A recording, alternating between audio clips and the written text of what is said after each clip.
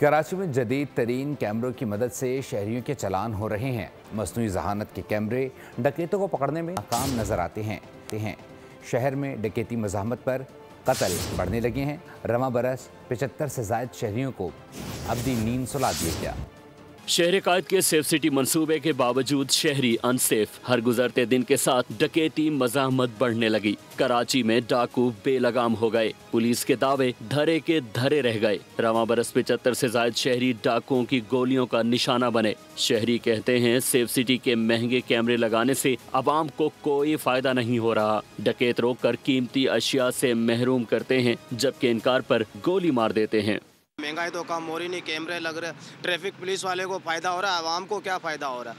आवाम तो रास्ते में लूटी जा रही है। अब वो बंदा बाइकियाँ चला रहा है तो बाइकियाँ छीनी जा रही है, तो वो करे क्या? आप मेरे को बताओ, आवाम करे क्या? ये कैमरा, अरे कैमरा तो ट्रैफिक पुलिस वाले को आप दे रहे हो ना, आवाम को आप क्या दे रहे हो? पुलिस की जानिब से डकैती मज़ाहमत के वाक़यात को ज़ाती दुश्मनी का शाखसाना करार देने की कोशिश भी की जाती है। शहरियों ने हुकूमत सिंध से कराची में जराइम के खात्मे के लिए अमली इक़दामात का मुतालबा किया है। सब्सक्राइब करें और बेल दबाएं ताकि कोई खबर रह न जाए।